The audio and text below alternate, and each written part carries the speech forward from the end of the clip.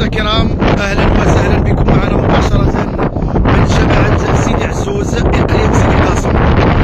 هي حقيقيه في هذه الاثناء وهطول امطار غزيره لعرفتها منطقه الغرب اقليم سيدي قاسم. مشاهدينا الكرام، بعد النشره الانذاريه التي تقدمت بها مديريه الارصاد الجويه، الان امامكم هو التسبو الذي كما نقول داعى هنا في هذه الاراضي الفلاحيه الشاسعه. الان هو تسبو يعني يحبو رويضا ويلتهم كل شيء في طريقه. اراضي فلاحيه كما كتلاحظوا امامكم.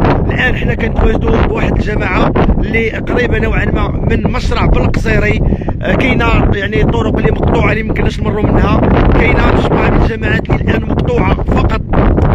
الاجهزه الامنيه، الدرك الملكي، القوات المسلحه، القوات العموميه بصفه عامه اقصد، الان هي التي يمكنها الولوج هذه الجماعه. حتى ان بعض الطائرات او المروحيات اللي كانت كتدخل خاصه الى جامعه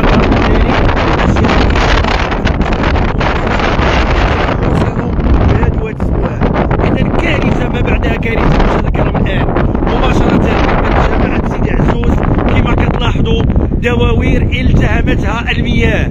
اراضي فلاحيه، يعني هذه المياه داعت وصالت وجالت داخل هذه الجماعه عبر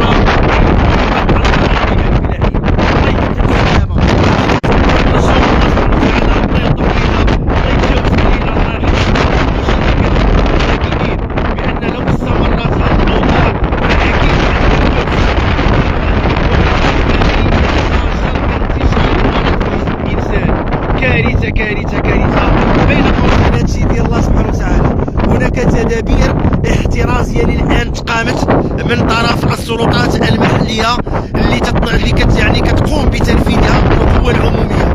وعندما أقصد القوى العمومية هما الدرك الملكي، السلطة المحلية، القوات المساعدة، والآن القوات المسلحة للإخلاص على الخط مباشرة. مجموعة من الشاحنات اللي ولات الآن تجول وتزول داخل هذه الجماعات، جالبة معها كل المستلزمات، كل الماتريال او المعدات اللي يمكن تشتغل بها. كذلك دور كبير اللي كتقوم به او كيقوم به جهاز الوقايه المدنيه لرونفور. الان يعني الاقليم عامر، يعني ما يمكنش انك تدوز وما تلقى السيارات ديال القوى العموميه تجول. شوف الواد، فهذا هو المسلك ديالهم. ولكن كما كتلاحظوا امامكم هناك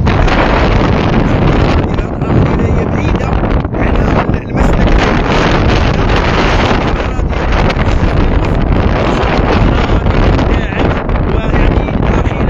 داخل الجماعه ديال سيدي عزوز. الله يرحمنا مشاهدينا الكرام، الله يرحمنا. هناك توجيهات من طرف السلطه المحليه التي تقول، او السلطه الاقليميه، وحتى النشرات الانذاريه ديال المديريه ديال الارصاد الجويه اللي كتاكد ان هناك خطر قادم. يعني راه ما نستهنوش، والتعليمات ديال السلطات المحليه والاقليميه خصنا نتبعوها بحذافيرها. الابتعاد عن الجنبات ديال الواد. فالواد ما كيعرفش انك كتسوق قديم وكتسوق جديد، فهو كيدي معاه كل في طريقه، كل حاجه في طريقه، فكيلتهمها مباشره.